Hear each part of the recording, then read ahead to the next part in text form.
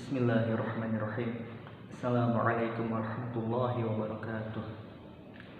Alhamdulillahirabbil alamin. Allahumma shalli wa sallim ala nabiyyina Muhammadin wa ala alihi wa sahbihi ajma'in. Rabbi shrah li sadri wa yassir li amri wahlul 'uqdatam min lisani yafqahu qawli. Amma ba'du. Baiklah, sesuai dengan tugas yang telah diberikan oleh Ustadz Dimas selaku dosen pembimbing mata kuliah Sejarah Peradaban Islam untuk mengisi nilai UAS ya. Maka dalam video ini saya insya Allah akan memaparkan secara singkat, secara sederhana dan sepemahaman saya akan bagaimana awal mula ya sejarah agama Islam, peradaban Islam itu masuk ke wilayah tanah air Indonesia. Oke, langsung saja. Jadi ada perbedaan pendapat akan waktu tepatnya begitu agama Islam ini masuk ke tanah air begitu. Ada yang berpendapat bahwasanya agama ini masuk pada abad ke-13 Masehi begitu, melalui para pedagang dari Gujarat dan Persia. Dan ada juga yang berpendapat bahwasanya Islam ini sudah ada di Indonesia sejak abad ke-7 Masehi begitu. Dan salah satu yang menyetujui pendapat ini adalah Buya Hamka begitu. Jadi kalau kita tarik ulur waktu ke masa Khulafaur Rasyidin, jadi di masa mereka ini Islam ini mulai berkembang ya, dikenal ke seantero belahan dunia lain gitu. Nah, jadi di sepanjang Samudra Hindia dan pesisir-pesisir Asia Selatan, di pelabuhan-pelabuhan mereka itu menjadi tempat transit, tempat transaksi komoditas para pedagang umat muslim gitu, yang dimana para pedagang ini, sektor perdagangan ini menjadi faktor esensial gitu, faktor penentu dari perkembangan agama Islam ke wilayah-wilayah luar Arab gitu. Dan bahkan disebutkan pada masa Utsman bin Affan jadi khalifah, ada pedagang muslim yang singgah hingga ke negeri Cina sana begitu. Dan lalu lanjut ke masa Bani Umayyah berkuasa begitu. Bahkan sudah disebutkan ada kontak begitu pertama kali dari wilayah Arab ke kerajaan yang ada di Indonesia begitu, yakni kerajaan Sriwijaya yang ada di Pulau Sumatera. Yang saat itu kerajaan Sriwijaya dipimpin oleh seorang raja bernama Sri Indra Mulawarman, sedangkan Umayyah saat itu dipimpin oleh Sultan Umar bin Abdul Aziz. Dan mereka ini melakukan surat menyurat begitu. Lalu lanjut lagi ke zaman Abbasiyah berkuasa begitu ya. Dan di akhir kekuasaan mereka begitu ya, lebih tepatnya, yakni pada tahun 1258, yakni di tahun invasi bangsa Mongol yang dipimpin oleh Hulagu Khan begitu, yang merupakan kalau saya tidak salah cucu dari Genghis Khan yang terkenal itu begitu. Jadi pada tahun ini tahun yang kelam gitu ya bagi peradaban Islam. Baghdad dan pusat peradaban Islam ini hancur lantak begitu, hancur rata begitu, buku-buku dibakar, orang-orang dibantai. Ini benar-benar hari yang menyedihkan gitu ya untuk peradaban Islam gitu. Akan tetapi dari pembantaian Baghdad ini ternyata ada keluarga-keluarga Kesultanan Abbasiyah yang selamat gitu, dan mereka mengungsi ke wilayah-wilayah lain gitu seperti Hijaz, Najd, dan ada juga yang hingga mengungsi ke wilayah India dan Aceh begitu. Dan yang di wilayah Aceh ini dibuktikan dengan setidaknya 3 makam ya dari keturunan Abbasiyah yang ada di Lok Sumawe sana begitu. Dan juga di Aceh ini berdiri ya kerajaan kesultanan gitu bernama Samudra Pasai, yang merupakan kerajaan Islam pertama di Indonesia begitu ya, dipimpin pertama kalinya oleh Sultan Malik As-Soleh begitu. Dan kerajaan Samudra Pasai ini menjadi pemain penting begitu dalam perkembangan Islam di tanah air Indonesia begitu. Bukan hanya di Sumatera begitu, tapi juga ke Jawa dan wilayah-wilayah lainnya begitu. Jadi disebutkan bahwasanya Maulana Malik Ibrahim yang mengutus dia ke Jawa itu adalah kerajaan Samudra Pasai ini begitu. yang kemudian beliau ini dikenal dengan nama Sunan Gresik begitu, dan juga beliau ini menjadi cikal bakal dari Wali Songo yang masyhur begitu. Wali Songo yang masyhur yang menjadi ujung tombak penyebaran agama Islam di tanah Jawa begitu.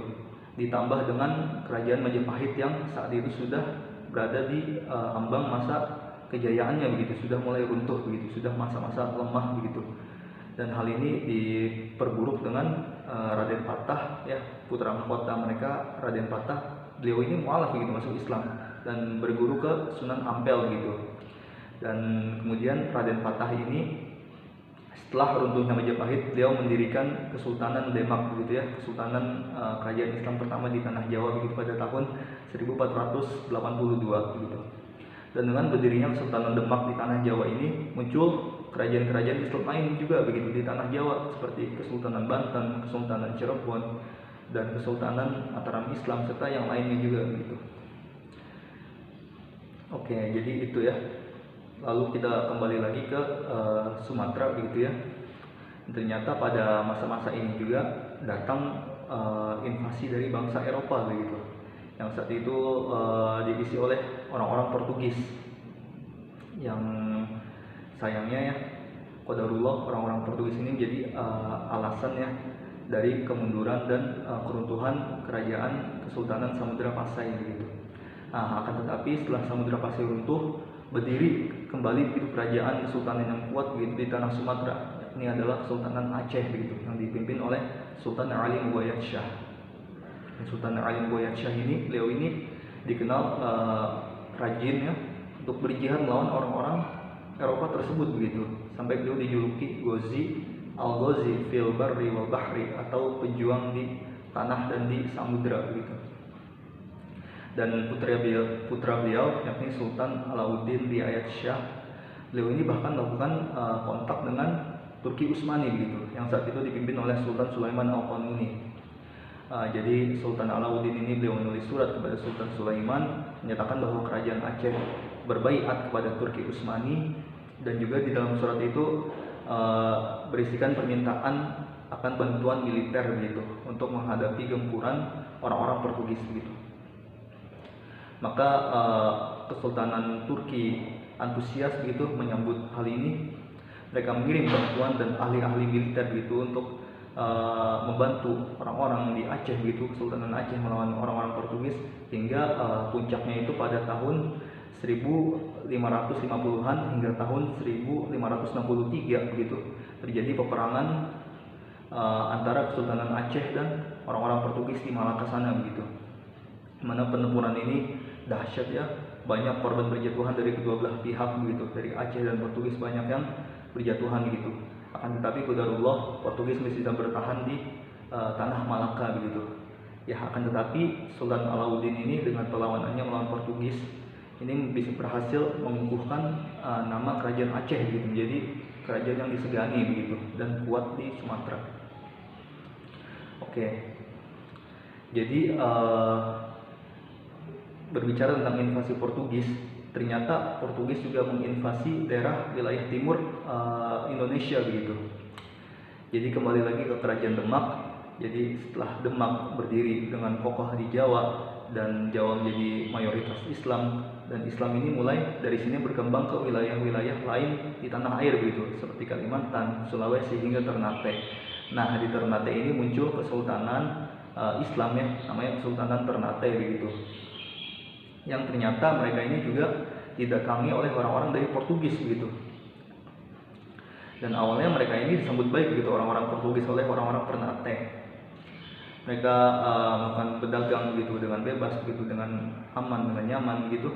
Akan tetapi hal ini disalahgunakan oleh orang-orang Portugis hingga mereka menyelewengkan ya kesempatan yang diberikan, hingga akhirnya mereka malah memonopoli perdagangan di daerah Ternate sana begitu.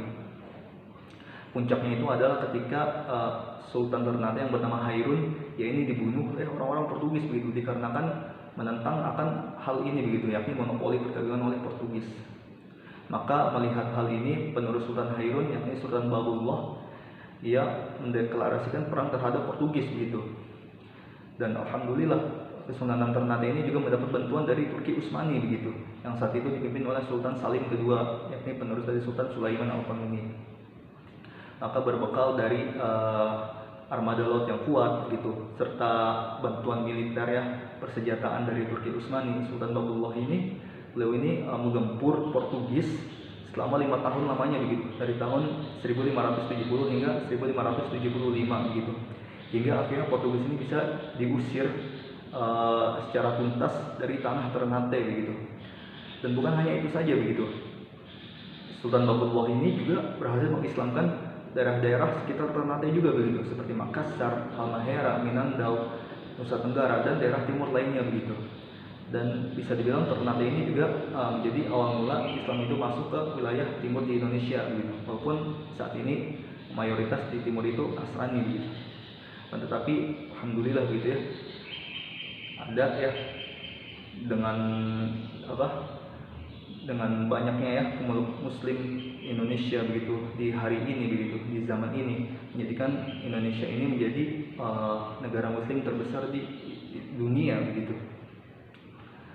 Alhamdulillah. Jadi itu sekian ya penjabaran dari sejarah Islam di tanah air gitu. Semoga bisa bermanfaat begitu ya, dan semoga yang disampaikan sudah cukup baik dan jelas gitu. Segala kekurangan saya mohon maaf begitu, kurang lebihnya dimaafkan ya. Oke, sekian. Assalamualaikum warahmatullahi wabarakatuh.